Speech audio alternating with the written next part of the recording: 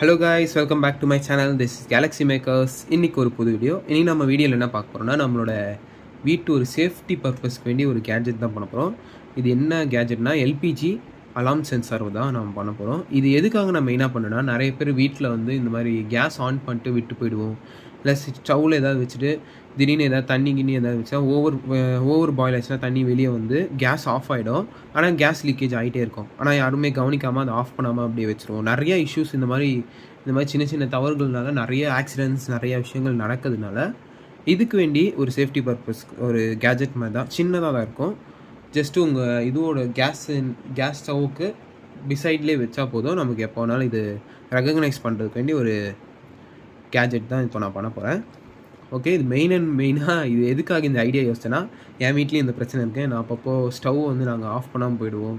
சில நேரத்தில் கவனிக்காமல் விட்டுருவோம். ஏன்னா அது கேர்லெஸ்னஸ் தான். அது சில நேரத்தில் நடக்கிறது தான், நமக்கு தெரியாது. அப்புறம் ஸ்டவ் வேறு எப்படின்னா கிச்சனுக்குள்ளே இருக்கும். ஸ்மெல்லு வெளியே வர்ற வரைக்கும் நமக்கு ஒன்றுமே தெரியாது. ஆனால் கிச்சனுக்குள்ளே போனால் ரொம்ப ஸ்மெல் அடிக்கும். ஜன்னல் இல்லாத கிச்சன் அந்த மாதிரி பிரச்சனைகள், அந்த மாதிரி ரூம்ஸ்லாம் இருந்தால் இந்த கேஸ் சிலிண்டர்ஸ் வந்து லீக்கேஜ் அதிகமாச்சுன்னா ரொம்ப டேஞ்சர். ஏன்னா ஒரு ஃபயர் வந்தால் மொத்தம் கிச்சனே காலி ஆகிடும்.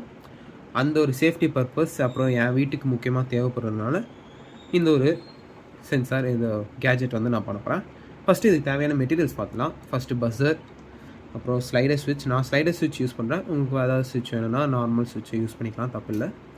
அப்புறம் நான் 1K 220 ohms ரெசிஸ்டர் ரெண்டுமே யூஸ் பண்ணுறேன். இந்த 1K கம்பல்சரி, இந்த 220 ohms வந்து ஒரு ஆப்ஷனல் தான். இது எதுக்காகனா, சப்போஸ் நீங்கள் இது வந்து 3 mm எல்இடி யூஸ் பண்ணுறீங்கன்னா அப்படின்னா மட்டும் இந்த 220 ohms யூஸ் பண்ணுங்கள். ஏன்னா அப்போது லித்தியம் பேட்டரி யூஸ் பண்ணனால 3 mm எல்இடிஸ் வந்து பேர்ன் ஆகிடும்.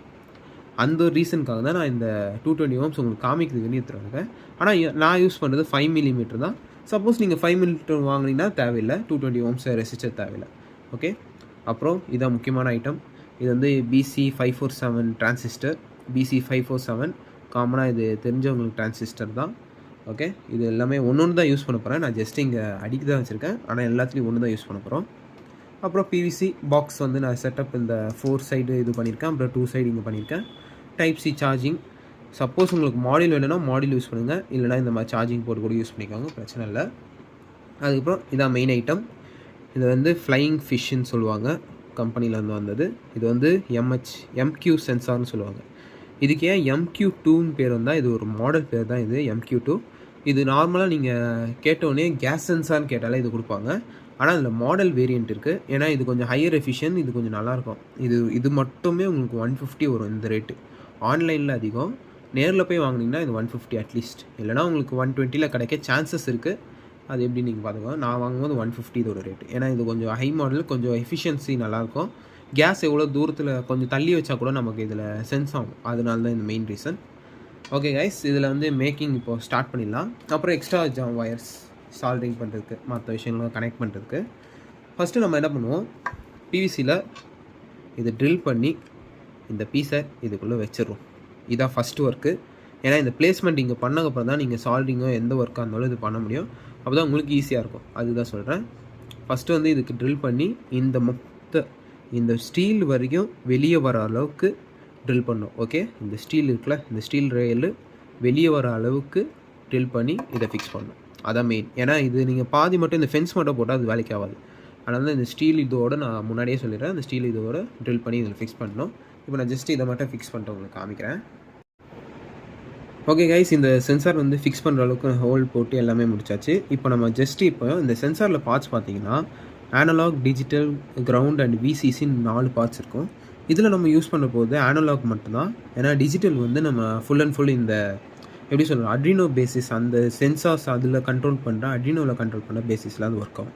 அதனால் டிஜிட்டல் அதுக்கு தான் யூஸ் ஆகும். அனலாக் நம்ம இது நார்மல் ஹார்ட்வேர் வைஸ் நம்ம யூஸ் பண்ணுறதுக்கு வேண்டி யூஸ் பண்ணலாம். வேறுனாலும் ரெண்டுமே யூஸ் பண்ணலாம், அது ஒன்றும் தப்பு இல்லை. இப்போ நான் வந்து அனலாக் யூஸ் பண்ண போகிறேன். அப்புறம் இப்போது ஜஸ்ட் என்ன பண்ண போகிறேன்னா, இதுக்கு முன்னாடி நம்மளோட இந்த BC547 பற்றி தெரிஞ்சுப்போம். இதில் வந்து பார்த்திங்கன்னா இந்த லெஃப்ட் வந்து கலெக்டர், பேஸ், எமிட்டர், இந்த 3மே முக்கியம். இதில் வந்து நான் என்ன பண்ண போகிறேன்னா, இதை அப்படியே மேலே ஃப்ளிப் பண்ணி இந்த பேஸ் இருக்குல்ல, இந்த பேஸை வந்து அனலாகில் ஃபிட் பண்ண போகிறேன். ஆனால் அனலாக் ஃபிட் பண்ண முன்னாடி நம்ம யூஸ் பண்ண போகிறது லித்தியம் பேட்ரி.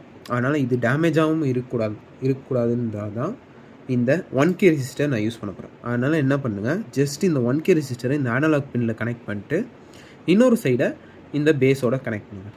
சால்ட்ரிங் பண்ணிடணும். ஓகே கைஸ், இங்கே கரெக்டாக சொல்லணும்னா இந்த மாதிரி வரும்.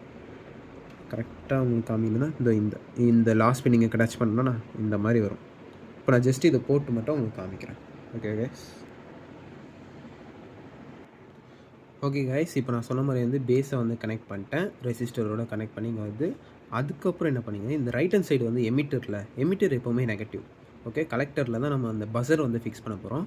அதனால் ஜஸ்ட் இந்த எமிட்டரை நீங்கள் கிரவுண்டில் கனெக்ட் பண்ணிட்டு, அப்புறம் கிரவுண்ட்லேருந்து ஒரு ஒயர், அப்புறம் இந்த விசிசிலேருந்து ஒரு ஒயர் டைரெக்டாக ஸ்விட்சுக்கு, அந்த ஸ்விட்சிலேருந்து நம்மளோட பேட்ரிக்கு. அவ்வளோதான் கைஸ் ப்ராசஸ்ஸு. இப்போ நான் ஜஸ்ட் இந்த எமிட்டர் மட்டும் கனெக்ட் பண்ணிட்டு இந்த 2 ஒயர் விட்டு உங்களுக்கு காமிக்கிறேன். அப்புறம் ஸ்விட்சு பாசிட்டிவில் ஒன்றுத்தில் கனெக்ட் பண்ணி உங்களுக்கு காமிக்கிறேன். ஓகே கைஸ், இதுதான் நம்மளோட ஃபைனல் ஃபுல் செட்டப். இந்த கலெக்டர் மட்டும் தனியாக இருக்கும். எதுக்காகனா இதில் தான் நம்மளோட இந்த பஸர் கனெக்ட் பண்ண போகிறோம். அதனால் இந்த கனெக்டர் மட்டும் தனியாக இருக்கும். மற்றபடி இதில் தான் நம்மளோட பேட்ரி, இதில் நெகட்டிவ், இதில் பாசிட்டிவ். ஓகே, இந்த சுவிட்ச் எதுக்குன்னா இது ஆஃப் பண்ணிட்டு ஆன் பண்ணுறோம். அப்புறம் இன்னொரு ஒயர் நான் இங்கே எக்ஸ்ட்ரா வச்சுருக்கேன். இன்னொன்று நான் இங்கே இந்த சுவிட்சில் மிடில் கனெக்ட் பண்ணிட்டு பேட்டரியில் கனெக்ட் பண்ணி, அதுக்கப்புறம் நம்ம கொஞ்சம் எக்ஸ்ட்ராவை விட்டு இந்த சார்ஜிங் போர்ட்டுக்கு வேண்டி பேட்டரியில் இன்னொரு இது கொடுக்கணும். ஓகே, இப்போ நான் ஜஸ்ட் என்ன பண்ண போகிறேன்னா, இந்த இதுவை எடுத்து ரிமூவ் பண்ணிட்டு நம்மளோட இந்த இதில் அப்படியே இதை ஃபிக்ஸ் பண்ண போகிறோம். ஃபிக்ஸ் பண்ணதுக்கப்புறம் நம்மளை இதுக்கு இண்டிகேஷனுக்கு இதில் எல்இடிஸ் இருக்குது, சென்சார் எல்இடி இண்டிகேஷனுக்கு வேண்டி. ஆனால் இந்த எல்இடி உள்ளே இருக்குது. அதுக்காக தான் நான் என்ன பண்ணுறேன், இந்த 5mm எல்இடிஸ் யூஸ் பண்ணுறேன். இதில் நான் 2 யூஸ் பண்ணுறேன். ஒன்று ஆன் ஆகிடுச்சா இல்லையான்னு தெரியறதுக்கு வேண்டி, இன்னொன்று சென்சார் டிடெக்ட் ஆகுதுக்கு வேண்டி. சென்சார் இப்போ டிடெக்ட் ஆகிடுச்சுன்னா இந்த லைட் இருக்கும், அந்த மாதிரி. ஓகே, இந்த சென்சார் டிடெக்ஷன் லைட் பதிலாக இந்த லைட் எடுத்து இங்கே ஃபிக்ஸ் பண்ணி வெளியே காமிக்கிற மாதிரி பண்ண போகிறேன். ஓகே கைஸ், இப்போ நான் ஜஸ்ட் இதை ஃபிக்ஸ் பண்ணிட்டு உங்களுக்கு அந்த எல்இடி ப்ராசஸ் எப்படின்னு காமிக்கிறேன். ஓகே கைஸ், இப்போ நான் 2 எல்இடியும் ஃபிக்ஸ் பண்ணிட்டேன். பார்த்தீங்கன்னா ஒரு எல்இடி க்ரீனை நான் பாசிட்டிவ் நெகட்டிவ் டேரெக்டாக கனெக்ட் பண்ணிட்டேன். ஏன்னா நான் 220 ohms தேவையில்லை, ஏன்னா இந்த எல்இடி தாங்குன்னு சொல்லிட்டு.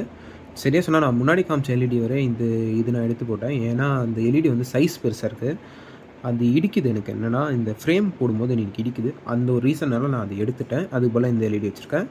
இந்த எல்இடி ரெட்டு நான் இங்கே இந்த எல்இடியை ரிமூவ் பண்ணிட்டு இங்கே ஃபிக்ஸ் பண்ணியிருக்கேன். இப்போ கரெக்டாக ஒர்க் பண்ணுது, எல்லாம் செக் பண்ணிட்டேன். ஓகே கைஸ், இதுதான் நம்மளோட சர்க்யூட். இப்போ என்ன பண்ண போகிறேன்னா, ஃப்ரேம் ஃபுல்லாக எல்லா சைடும் நான் போட்டு, இப்போ எப்படி சொன்னேன், இந்த 4 சைடும் நான் ஃப்ரேம்ஸ் ஃபிக்ஸ் பண்ணதுக்கப்புறம் நம்மளோட இந்த பேட்டரியில் என்ன ப்ராசஸ் பண்ணணும்னு நான் அப்போ சொல்கிறேன். இந்த சார்ஜிங் போர்ட் எப்படி கனெக்ட் பண்ணணும்னு நான் சொல்கிறேன்.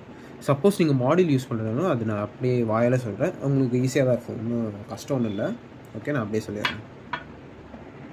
இப்போ நான் ஜஸ்ட் இந்த 4 ஃப்ரேம்ஸ் க்ளோஸ் பண்ணிட்டு உங்களுக்கு காமிக்கிறேன் கைஸ். ஓகே கைஸ், இப்போ ஃபைனலி நம்மளோட ஃபுல் செட்டப் ரெடி. இப்போ நான் ஜஸ்ட் இது ஃபுல்லாக கவர் பண்ணிட்டேன். 360 டிகிரியும் இங்கே மட்டும் விட்டுருக்கேன். ஏன்னா இங்கே நம்மளோட பஸர் இங்கே வெளியே வரும். ஏன்னா டிடெக்ட் பண்ணுறதுக்கு நமக்கு ஒரு ஆப்ஜெக்ட் தெரியணும்ல, எதுலேருந்து சவுண்டு வருது, ஒரு சவுண்ட் வேவ்ஸ் தேவையில்ல. அதுக்காக தான் இந்த பஸர் நான் வச்சுருக்கேன். இந்த பஸர் இங்கே ஃபிக்ஸ் பண்ணுற மாதிரி வச்சுருவேன், பின்னாடி வர மாதிரி. இல்லைனா உங்களுக்கு ஏற்ற மாதிரி சைட்லேயோ இல்லை ஃப்ரண்ட்லேயோ எங்கே உங்களுக்கு எங்கே ஃப்ளெக்சிபிலிட்டியாக இருக்கோ அங்கே வச்சுருவாங்க. ஓகே, எனக்கு இப்போதைக்கு சைடில் வச்சா பெட்டர்னு தோணுது. ஏன்னா நான் அப்படியே என்னோடய வீட்டோட கிச்சன் வாலில் அப்படியே ஃபிக்ஸ் பண்ண போகிறேன். அதனால் இந்த மாதிரி இருந்தால் பெட்டர்னு நினைக்கிறேன். இப்போ நம்ம ஜஸ்ட் என்னென்னா இந்த சார்ஜிங் போட்டு என்ன பண்ணலான்னு சொல்கிறேன். சார்ஜிங் போட்டு நான் என்ன பண்ணுறேன்னா, இதில் இருக்க பாசிட்டிவ் நெகட்டிவ் நான் டேரெக்டாக இதில் கனெக்ட் பண்ணிட்டு இங்கே ஃபிக்ஸ் பண்ணுறேன். அதுக்கப்புறம் இதில் இருக்க இந்த சுவிட்சிலேருந்து ஒரு ஒயரும் இதுலேருந்து நெகட்டிவும் டேரெக்டாக இதில் கனெக்ட் பண்ணுறேன். அவ்வளோதான் கைஸ், சர்க்யூட் ஓவர். அதுக்கப்புறம் இந்த பஸருக்கு மட்டும் என்ன பண்ணுன்னா, பஸர் நான் சொன்ன மாதிரி இந்த பாசிட்டிவ் மட்டும் நம்மளோட டேரெக்டாக இங்கே இருக்க பாசிட்டிவ் இருக்குல்ல, இதில் கனெக்ட் பண்ணணும். அதுக்கப்புறம் நம்மளோட கலெக்டர் நான் இருக்குதுன்னு சொன்னேன்ல, தனியாக இந்த பஸரில் தான் போடணுன்னு சொன்னேன்ல, கனெக்டரில் இந்த நெகட்டிவாக கொடுங்க. ஓகே கைஸ், அவ்வளோதான். அதுக்கப்புறம் நீங்கள் இந்த பொட்டன்ஷியல் மீட்டர் மட்டும் அட்ஜஸ்ட் பண்ணோம். அது மட்டும் நான் ஜஸ்ட் லாஸ்ட்டில் சொல்கிறேன். இப்போ நான் ஃபஸ்ட்டு இந்த 3த்தையும் முடிச்சுட்டு உங்களுக்கு காமிக்கிறேன் பாருங்கள். ஓகே கைஸ், இப்போது நான் எல்லாமே ஃபிக்ஸ் பண்ணிட்டேன். பஸர் நான் இங்கே சொன்ன கலெக்டரில் கனெக்ட் பண்ணியிருக்கேன். அப்புறம் பாசிட்டிவில் இங்கே கனெக்ட் பண்ணிட்டேன். அப்புறம் நம்மளோட பேட்டரி சார்ஜிங் போர்ட்லேயும் கனெக்ட் பண்ணியாச்சு. அப்படியே சுவிட்சில் ஒரு டேரெக்டாக நெகட்டிவ். ஓகே கைஸ், இப்போ எல்லாம் முடிஞ்சிச்சு. இப்போ நான் ஜஸ்ட் ஆன் பண்ணுறேன். ஆன் பண்ணோடனே க்ரீன் லைட் எரியும்.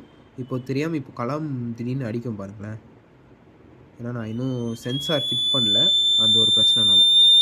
ஓகே கைஸ்,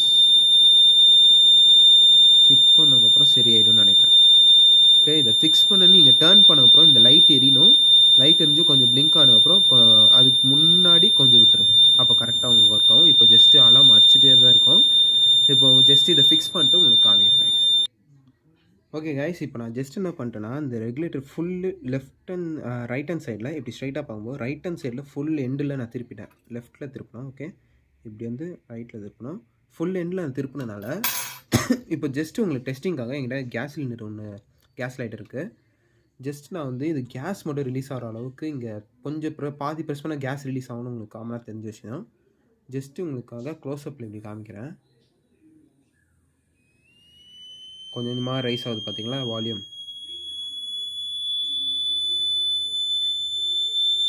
இப்போ நான் கேஸ் ரொம்ப பக்கத்தில் எடுத்துகிட்டு வந்தோம் பாருங்கள் எவ்வளோ இதுவாகுதுன்னு. இப்படி தான் கைஸ் இந்த அலாம் ஒர்க் ஆகும். அப்புறம் அந்த கேஸ் வந்து ரிலீஸ் ஆனதுக்கப்புறம் கொஞ்சம் ஸ்லோ ஆகும். கேஸ் ஸ்டாப் ஆனதுக்கப்புறம் அவ்வளோதான் கைஸ். இந்த மாதிரி தான் நம்மளோட ஒர்க்கிங் ஃபுல் அண்ட் ஃபுல். இந்த சென்சார் இப்படி தான் ஒர்க் ஆகும். இப்போ நான் ஜஸ்ட் இது ஃபுல்லாக க்ளோஸ் பண்ணிட்டு உங்களுக்கு ஃபைனல் வியூ காமிக்கிறேன். ஓகே கைஸ், ஃபைனலி நம்மளோட டிவைஸ் ரெடி. இந்த மாதிரி தான் இருக்குது. நான் பின்னாடி மட்டும் வச்சுட்டேன். ஓகே, அதுதான் கொஞ்சம் பார்க்க நல்லா இருக்குன்னு வச்சுட்டேன். ஓகே, இந்த மாதிரி தான் இருக்குது. இப்போ ஜஸ்ட்டு இதுக்கு பெயிண்ட் அடித்தா சூப்பராக இருக்கும் பார்க்க. இப்போ நான் ஜஸ்ட்டு உங்களுக்கு ஒர்க்கிங்காக திருப்பி ஒரு தடவை ஆன் பண்ணி காமிக்கிறேன். இப்போ ஆன் பண்ணோடனே க்ரீன் லைட் இருக்குதா? ஜஸ்ட்டு இப்போ எதுவுமே கேஸ் இல்லை, அதனால் சென்சார் டிடெக்ட் ஆகலை. ரிலீஸ் ஆகுது பார்த்தீங்களா? இப்போ நான் இன்னும் க்ளோஸ்அப்பில் எடுத்துப்போனால் அலாம் அதிகமாக அடிக்கும். எந்த அளவுக்கு உங்களுக்கு ரேஞ்சு ஓரளவு கேஸ் லெவல் ஏறுதோ அந்த அளவுக்கு சவுண்ட் இன்னும் அதிகமாகிட்டே வரும். அந்த மாதிரி தான். இப்போ கேஸ் வந்து லெவல் குறைஞ்சிட்டே வரனால சவுண்ட் அப்படியே volume குறைஞ்சிச்சு. Okay guys, hope you guys like this video. Please like, share, comment and subscribe my channel. This is Galaxy Makers. மறக்காமல் அந்த சப்ஸ்கிரைப் பட்டன் ப்ரெஸ் பண்ணிட்டு நோட்டிஃபிகேஷன் பெல் ஐக்கானை கிளிக் பண்ணுங்கள். அப்போ தான் நான் போடுற புது புது வீடியோஸ் உங்களுக்கு நோட்டிஃபிகேஷன் ஆகும். Thank you guys. See you on next video. Bye.